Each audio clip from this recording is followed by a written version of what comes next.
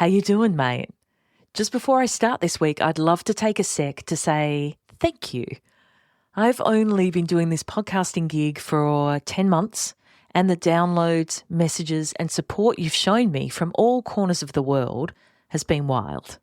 I am super grateful that you've chosen to listen to the Unbridely podcast episodes, and also want you to know that I'm here to support you. So if you have any questions or fabulous ideas, I'd love to hear from you. You can send an email to hello@unbridely.com or a 90-second audio message via SpeakPipe. The link to that is in the show notes. And don't be afraid, it's really easy. And that way I can hear your voice, because you get to hear mine. So send me yours. But for today, it's all about the flowers. Wedding bouquets and floral design at weddings in general have evolved a lot over the years. We have come a long way from the Middle Ages, when we were just carrying bunches of flowers to mask the stench of infrequent bathing, or carrying pungent herbs to ward off evil spirits, or even using flowers as symbols of new beginnings, staying true to your spouse, or being able to have babies quickly. Today, flowers are not only used as decorative elements in weddings, but can also evoke memories, tell a story, pay tribute to those who have passed away, and even signal to your guests where they can find you. At the bar. In fact, Graham of Tweed Twigs encourages his couples to recount the specifics of important moments that he can weave into the design of his florals to create a sense of connection and unique intentionality too. So today, Graham is going to teach you why flowers have never been more expensive, and how to be creative with your flower budget so you can make more of an impact with what you've got, how event florists differ from a retail flower shop, plus how your personal stories and memories can be a springboard for your wedding decor plans. If, like me, you love contemporary design, you've got to check out the Tweed Twigs Instagram feed. I feel excited and inspired every time I see a post come through. Plus, Graham has such a great sense of humour, and he was a freaking delight to chat with. I hope you love him too. Let's get stuck into this. Unbridely is a community of pro-wedding vendors who believe in freedom and integrity in weddings, giving you options, solutions, tips and tricks to create the experience and memories that you and your fiancé really want and deserve. Because we believe that weddings are a team sport. With how-tos, stories and interviews with recently married couples, we find out what went right and what they'd change if they could go back and do it all over again. I'm Camille, and welcome to the Unbridely podcast. Hi Graham, it's so great to chat with you. Hi, how's it going? I'm doing brilliantly. How are you doing? I am on the tail end of my last wedding for the season, and it has been a wild ride. And honestly, it has been a really great year with amazing couples. And I think at this point, you can quote me on this, but my heart is really full. Oh. Come back to me in 2 months and we'll see what happens. But at this point, my cup's pretty full and I'm in a good place. So yeah. That's brilliant, because, dear listener, if you're not in the wedding industry as such, there's a little bit of sometimes a down season or absolutely a low season. And that just happened. Yeah. That's just a lull. Yeah. And there's something that happens to creatives, I think, Graham, when they're not creating all the time and they get a bit sad. Is that fair to say? Oh, that's absolutely true. I can say that. But I think also because of the nature of the industry, because most of our weddings are in spring, summer, and autumn, when you're going full steam for, I want to say, the past 8 months or so, it feels very unnatural to be stopping at this time. And so we should tell people, Graham, though, what it is that you do. So who are you? Where are you? What do you do? We should have just led with that. My name is Graham. I'm a florist based in Melbourne, Victoria, but also a full-time architect. So this is me balancing all the things in the world on my little shoulders, but I love what I do and I cannot imagine one without the other. Yeah, so thank you for having me. I'm so excited to talk to you, Graham, because I think it's fascinating. So you've got creative left brain floristry going on, But then architecture, I'm sure there's creative aspects to architecture, but a lot of it is maths, is it not? When I grew up, the things that they tell you in television, architecture is not really about drawing on big pieces of No? paper. Oh, have you got the big desk thing? No, so that's in the 70s. It doesn't happen anymore. So everything's digital now. You've just aged me, Graham. Thank you. No, absolutely not. If you watch all these romance movies, like George Clooney's an architect, it's a very romantic notion, but I think in reality that there is a lot of math involved. I think just this morning I was counting the number of bricks that make up a brick sill. That was not fun. And I can tell you a brick is 230 mils high. Graham, I don't care, mate. Yeah, like to be honest, I do not care. But because of the nature of my work, doing both architecture and flowers, there's sometimes that beautiful sweet spot where both come together.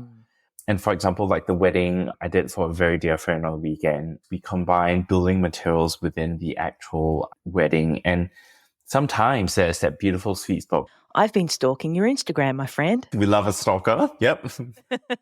I love your designs. I love your use of sort of sculptural pieces and using, foliage and flowers and other pieces I've noticed, and scale as well in your installation designs. So where do you get your inspiration from?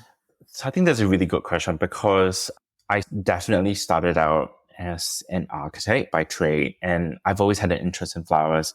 So going into floristry, I've never been professionally trained, but I think to a certain extent, it has helped me to see floristry in a very different view, because I guess if you learn how to do your maths in 1, 2, and 3, you will only see math in 1, 2, and 3. I'm very fortunate to have that aspect where I see floristry as a medium for design.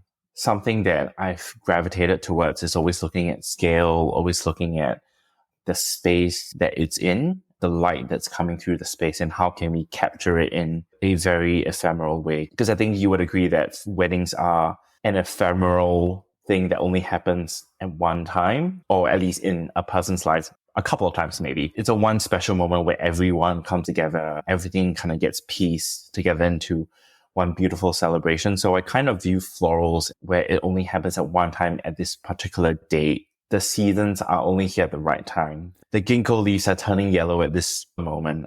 I kind of view florals as a little capture of the moment where the seasons are just right. And guys, you've got to go on to his Instagram, and we'll give you that at the end as well. I'll put it in the show notes, because it's like staging. It feels like you've created staging. Maybe in a nice way to think about it, it is production design. If you think of putting out Phantom of the Opera, for example, your characters are there, your audience is there. There's an MC that leads the story. In this case, it would be a celebrant. Maybe that's not a great analogy, though, because... maybe not a great analogy where a light actually falls and kills someone. Yep. There's kidnapping, people die, so maybe not the great analogy, but maybe a musical. Maybe something a bit more upbeat, but theatrical for sure. We've chatted privately on DMs, and you have been talking about couples expressing their personalities through their flowers and making their flowers more personable. What the fuck are you talking about? I feel that while florals are important, I think it has to be a representation of who you are. We love a good old Pinterest board. Love me a good Pinterest board. Like everything's in there. But what I like to think is that while I can recreate this with a decent amount of effort, like I think I do believe anything can be done. But really what I want to do is celebrate who you are. For me, I would love to tie in a personal story of the couple, which I think is so important. So recently I did a wedding in Victoria. So initially we were talking about Pinterest board, beautiful images that are coming through. And I was like, great, I can definitely do that. But I need a little bit more. I need something that gives me this is your wedding and not like anyone else I've ever seen. Tell me a little bit more about the both of you. And they said, we met on Tinder. I was like, fantastic. Love a good Tinder story. And where did you meet? We met in the city in a bar. And I was like, tell me more and give me specifics. I was like, give me a story that no one else has. And they said, look, we met in a bar and we talked. Oh, actually, we had Negronis. We both realized that we love Negronis. And I believe Negronis are served with a slice of orange, if I'm not wrong. Is that correct? Yep. And she said, so because we liked each other so much, we continued to see each other like consecutively for the next couple of nights. I was like, that's sweet. That's really nice. And, this new fresh date I'm excited about. I have to change outfits for every single day. I have to change a bag for every single day. One of the days I went back to the first bag that I brought her on our first date. And she found a dehydrated orange slice from the first drink that they had fell into the bag. And I was like, yes, that is it. That is exactly it. Yeah.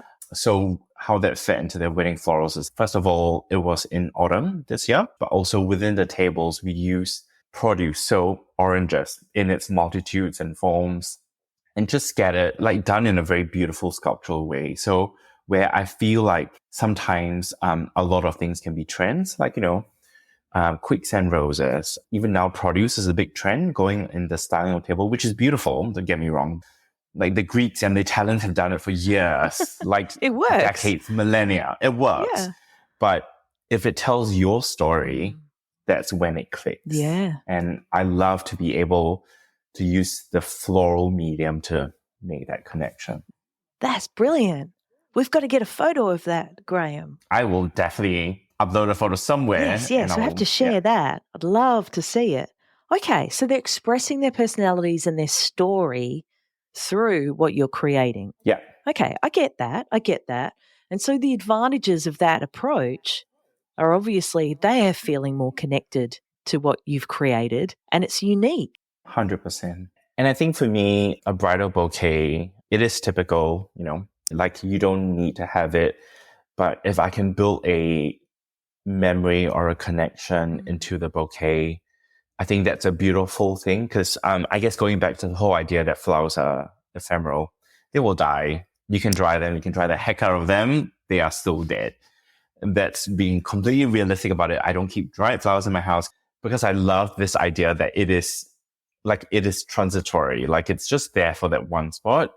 But the memory of the florals that you had will last beyond. I had a wedding where the bride lost her mother quite recently to cancer. She really wanted to bring her mother in some way or another. And I was like, send me a photo of your mom. Like, I would love to see what she looks like. And she was like, oh, my favorite photo was of her on her wedding day. And I was like, oh, that's beautiful. And, it was the 70s. It was baby's breath. It was roses. It was like orchids, big hair, big veil, big dress. It's a product of its time. But beautiful, absolutely stunning. And I just asked, how would you like me to, pay tribute to your mother? And she said, oh, I would love to have orchids in the bouquet. And I was like, oh, cool. So rather than just using orchids because it's trendy, there is emotional connection. And I was like, well, as much as I love your mom's bouquet, let's make it you, because at the end, you are still getting married. So her mom's bouquet was white, but hers, for wedding day, it was hot pink and like lemon butter yellows. But in her bouquet, I added one white orchid stalk just for her. And she'll always know that like it just ties in. That's with her mom. And also, I guess the other thing is these are ways you can add a lot of personal touches without breaking the bank. That's one element that, you don't have to spend tens of thousands of flowers to make it mean something. I guess it's not even talking about volume, is it? It's just talking about stems for the sake of stems versus a representation of something that means more to you. Absolutely. I mean, I must say that flowers have never been more expensive. Well, I wanted to talk to you about that too, Graham. What's going on?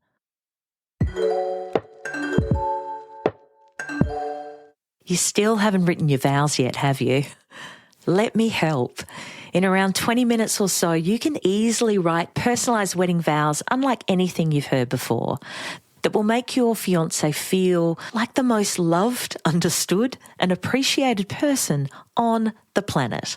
The How to Write Wedding Vows That Don't Suck instant download 17-page PDF ebook walks you through a step-by-step format for your vows, how to find the right words and phrases to describe your feelings and your fiancé, how to write that crucial first draft, and create your final wedding vows masterpiece.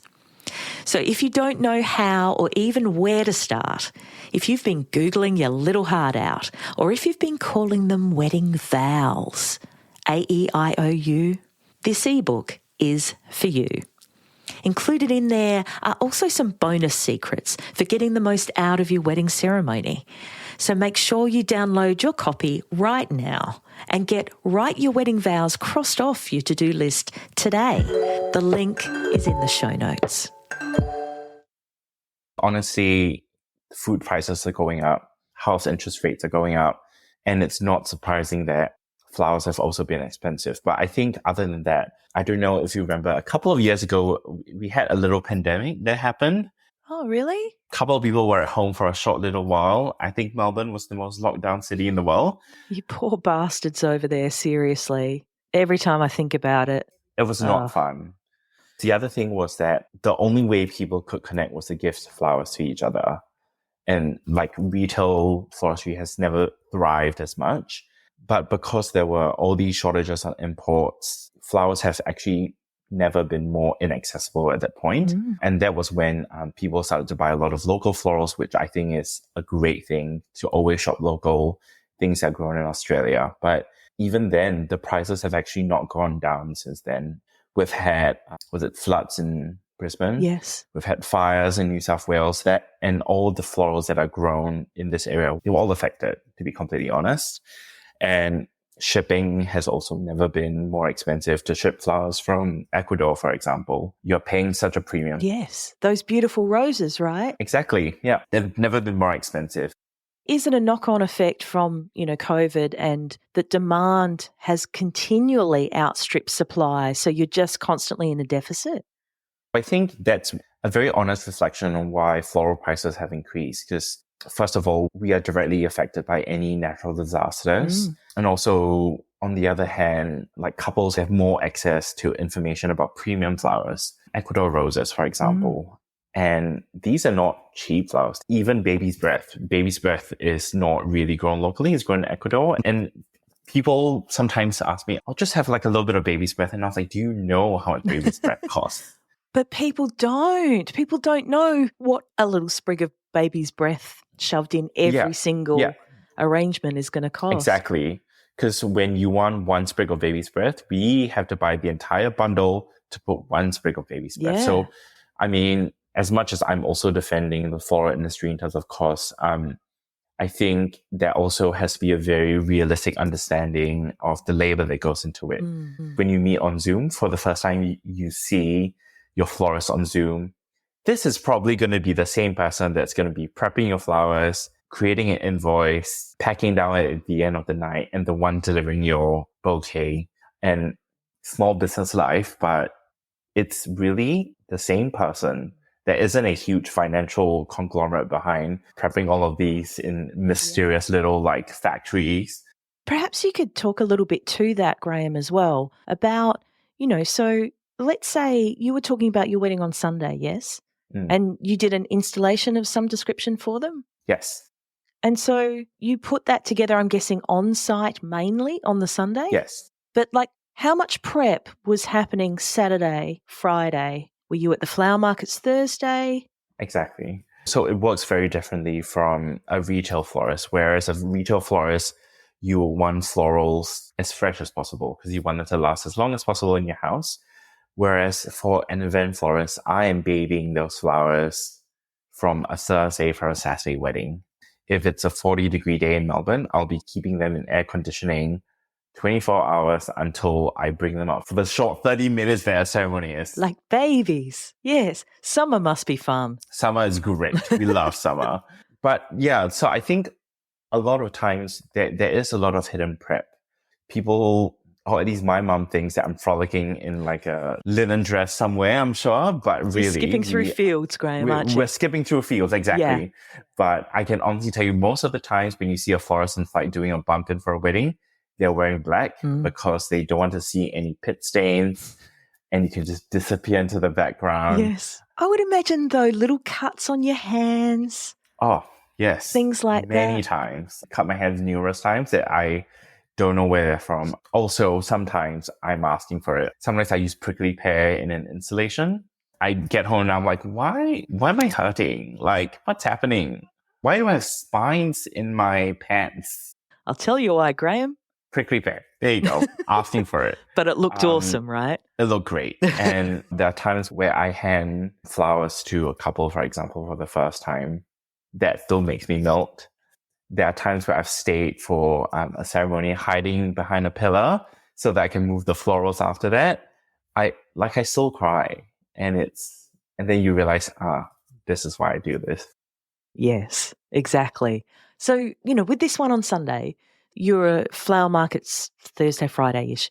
You're pre-preparing all this stuff. Can you estimate how many hours you would spend to get that result on Sunday? I think it really differs from wedding to wedding. So, for example, this wedding, I would say the sourcing preparation would have easily been about maybe 10 to 12 hours in a day or even 14 hours the day before. I think what is the actual worst is the lack of sleep that you get because of all the anxiety. I've never had a good night's sleep before a wedding because I am buzzing. You're wired. The amount of coffee I've had at 5 o'clock in the morning is immeasurable. And then the crash happens after that. The amount of prep, I guess, it's almost 4 to 5 times the time that I'm on site. And it's crazy. And yet we still do it because I think we still fall in love with flowers over and over again. Yeah. And depending on the size of the wedding, if we are only given 2 hours on site, usually that 2 hours gets multiplied because you have additional manpower on the day to make this work, to make this thing miraculously grow from the ground at the end of the night, to bump out your wedding, to make sure everything is clean. And hence the cost, right, Graham? And hence the cost. I think to a certain extent, flowers as a whole cost is really expensive. In my mind, a luxury product, but it's also justifiable. The amount of labor that goes into it, and also sourcing of the flowers, making sure that we get the right thing, speaking to growers, understanding what's in season, because not all briefs are interchangeable. Sometimes it's quite specific, which rightly so. And I think it's beautiful at the same time, but sometimes you have to drive 3 hours to a farm in the middle of nowhere to pick up something because it adds that little, that je ne sais quoi that just tips it over the line. That's passion. That's passion. Yeah. But we still love it. Oh, that's so good, Graham. That's so good. So, okay, we know where the cost of flowers is coming from. That quote that you get and you go, whoa, okay, that's what it takes. So for those couples, are there any tips that you could give them that helps them to stretch their dollar a little bit more to hopefully still get similar looks to what they are really dreaming of, but maybe not break the budget? I think there are many ways that you can do that. I'm also fairly aware that budgets are limited. I think one thing as a florist or even as a business owner is that I can respect your budget. But in terms of one tip that I feel that is pretty important is really, instead of spreading your budget out thin, let's just do one big thing and just impress everyone with that one big thing. Also, I ask couples, when you yourself go to a wedding, where do you find yourself gravitating towards? You as a guest, are you extremely emotional for a ceremony? Or are you at the bar? Or are you on the dance floor? Or are you really sitting on the table because you don't want to do anything else and you just want to enjoy the company of people around you? So I would say, think of that one moment where you feel most comfortable, because this is your wedding and you expect people to feel or to understand you as a person. So if you find yourself hanging at the bar most often, or you have a specialty cocktail or whatever it is, let's do one big bang install for your bar and we'll leave everything. Because when you look back at your wedding photos 10 years later, you will remember things that really made your day. That the one beautiful image of your ceremony, your bouquet, because maybe to you, the portraits are the most important. I can hear what you're saying though, Graham, like about investing in that show-stopping piece and maybe not having like bunches and bunches of flowers on every single bloody table. Yeah, exactly. Yeah. I think that's definitely a big thing in terms of working with a budget. I think stick to your budget is really important. Also, the flowers are yours. Don't let anyone else give you an opinion on what it should be. If you want it this way, Yes. that's your choice. And don't let anyone else tell you what it should be. So digging down into that, what about seasonality? You were talking a bit about that as well. Does that help a couple's budget at all? I think it definitely does. I think also one of the things is working with your florist to understand what the seasons are. If you want to get something that's completely out of season, it's going to be 3 times the price. And it's going to be so hard for your poor florist to source specific, flowers that are out of season. One of the things I like to tell my couples is that when you're working with flowers, like baby's breath, that's completely fine. Like, I can respect you love baby's breath, but what about it you like? Is it the shape? Is it the color? Is it the airiness of it? Are we able to potentially recreate that idea of it in a different flower? Substitute. So let's not be tied in with the variety. Yeah. Let's do something in a similar color palette that might be in season that will offer you even more bountiful ideas. Like, for example, chrysanthemums are in their full swing in late April and May. They would have never looked more beautiful. And let's just bank on that. Let's do an install full of chrysanthemums, because when you are a guest looking at a giant install, you don't really look at the one flower.